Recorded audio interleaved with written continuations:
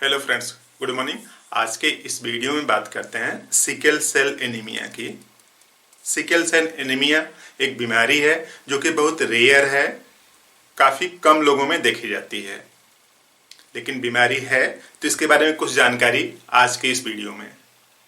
तो देखिए, जो सिकल सेल एनीमिया है इसमें बेसिकली 3 टर्म हैं। एक सिकल सेल एनीमिया, यानी ये जो एनीमिया है यानी हीमोग्लोबिन की जो क्वालिटी है वो डिग्रेड कर जा रही, कम हो जा रही है। किस वजह से? यहाँ पे जो सिकल सेल हो जा रहा है, यानी जो आरबीसी है उसका आकार सिकल सेल हो जा रहा है, हांसी आकार हो जा रहा है। यानी नॉर्मली जो आरबीसी है उसका शेप कुछ इस तरह से होता है ना, ऐसे राउंड होता है। तो ये नॉर्मल हीमोग्लोबिन है, ये हीमोग्लोबिन नॉर्मल है। और इस सिकल सेल की अगर बात करें तो हांसी आकार हो जाता है इस तरह से, ऐसे हो गया। तो ये है सिकल सेल हीमोग्लोबिन। तो ये जो ऐसा अगर है तो किसी भी आर्टरी वेन से आसानी से पास हो जाता है, और अगर ऐसा है तो पास होने में दिक्कत आती है। कैसे दिक्कत आती है उसको समझने से पहले हम लोग कुछ बायोकेमिस्ट्री समझते हैं कि ऐसा हुआ क्यों। तो देखिए, यहाँ पे हीमोग्लोबिन है और इस हीमोग्लोबिन में 2 कंपोनेंट है, एक हीम है, दूसरा ग्लोबुलिन है, प्रोटीन होता है। हीम क्या है? आयरन है, AFE2 पॉजिटिव होता है। हीम आयरन पिगमेंट है ना। ये जो ग्लोबुलिन है इसमें 4 पॉलीपेप्टाइड चेन होती हैं, 4 पॉलीपेप्टाइड चेन होती हैं। 4 में से 2 अल्फा होती हैं, 2 बीटा होती हैं। 2 अल्फा 2 बीटा मिलकर कुल कितना? 4 पॉलीपेप्टाइड चेन। और 4 पॉलीपेप्टाइड चेन एक आयरन से मिलती हैं, तब एक हीमोग्लोबिन बनता है। और एक हीमोग्लोबिन ऑक्सीजन को ट्रांसपोर्ट करने में हेल्प करता है। इसी तरीके से ढेर सारे हीमोग्लोबिन होते हैं तो ऑक्सीजन को ट्रांसपोर्ट करते हैं। तो अब देखिए, यहाँ पे जो अमीनो एसिड है 141 अमीनो एसिड है एक अल्फा चेन में। तो कुल कितनी है? 2 अल्फा चेन है, तो इस तरह से 2 इंटू इतना अमीनो एसिड है। उसी तरीके से बीटा चेन में 146 अमीनो एसिड होता है। एक बीटा चेन में 146 146 अमीनो एसिड होते हैं। तो 2 में इस तरह से 2 से मल्टीप्लाई कर सकते हैं। तो यानी इतने अमीनो एसिड मिल करके 146 अमीनो एसिड मिल करके बीटा चेन बनाते हैं, और 141 अमीनो एसिड मिलके अल्फा चेन बनाते हैं, और 2 अल्फा चेन और 2 बीटा चेन मिलके पॉलीपेप्टाइड चेन बनाती हैं। और ये पॉलीपेप्टाइड इससे मिलकर के क्या बनाता है? हीमोग्लोबिन बनाता है। अब देखिए, थोड़े से डिस्टर्बेंस से कितनी बड़ी बीमारी जनरेट हो सकती है उसका एक नमूना यहाँ पे है।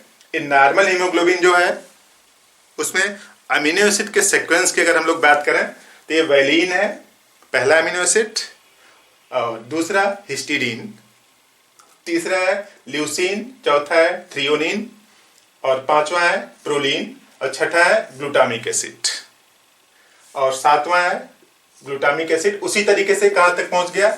146 अमीनो एसिड तक पहुंच गया। तो ये नॉर्मल है।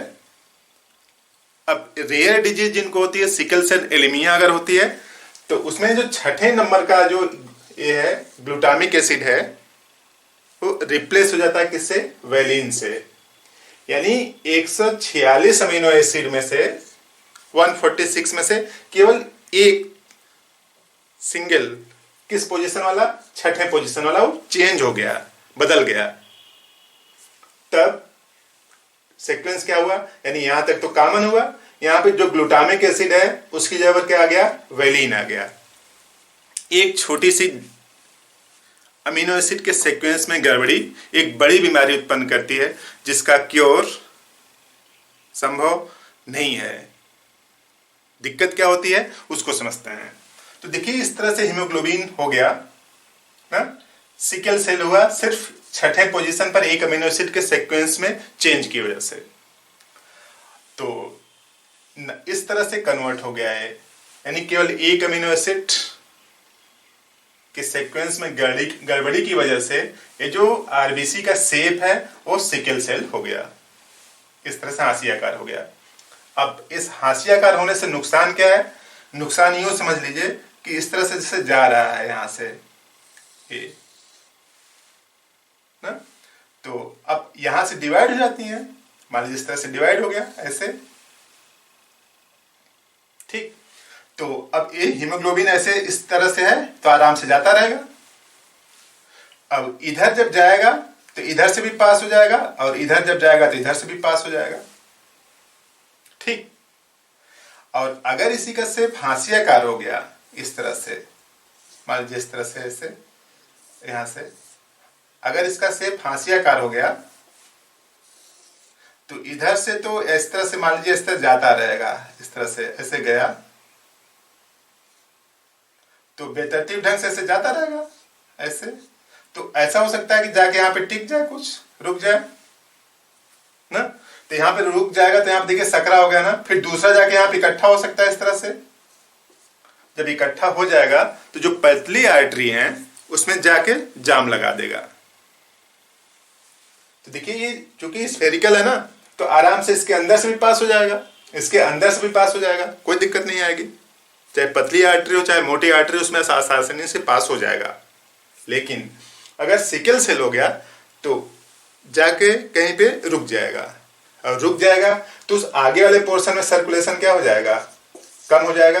सर्कुलेशन कम तो ऑक्सीजन नहीं पहुंचेगी, अब ऑक्सीजन नहीं पहुंचेगी तो क्या नहीं बनेगा? एटीपी नहीं बनेगा, यानी किसी एक पोर्शन को ऊर्जा सप्लाई कम हो जाएगी। तो सिकल सेल एनीमिया की वजह से ये नुकसान है। और खास बात, अगर उसका सेल सिकल सेल हो जाता है, शेप आकार हाशियाकार हो जाता है, तो इस वजह से वो जल्दी टूट भी जाता है। तो नॉर्मल हीमोग्लोबिन जो है इसकी लाइफ स्पान कितनी होती है? 120 दिन होती है, यानी लगभग 3 महीने 4 महीने के लगभग होती है 120 दिन। और इसकी क्या हो जाती है? कम हो जाती है, यानी ये जल्दी जल्दी टूटता है। जल्दी जल्दी टूटेगा तब एनीमिया हो जाएगा। और एनीमिया किसका हो रहा है? सिकल सेल की वजह से हो रहा है। Anaemia due to sickle cell. तो सिकल सेल यानी हाशियाकार हो जाने की वजह से जो आरबीसी है जल्दी जल्दी टूटता है, और जल्दी जल्दी टूटेगा तो एनीमिक कंडीशन जनरेट होगी। घबराने की कोई जरूरत नहीं, ये बहुत रेयर डिजीज है, बहुत कम लोगों में देखी जाती है। तो इस तरह से छोटी सी जानकारी बात समझ में आई तो इस वीडियो को लाइक करें, चैनल बनाए तो सब्सक्राइब करें। आपने पूरा वीडियो देखा, थैंक यू।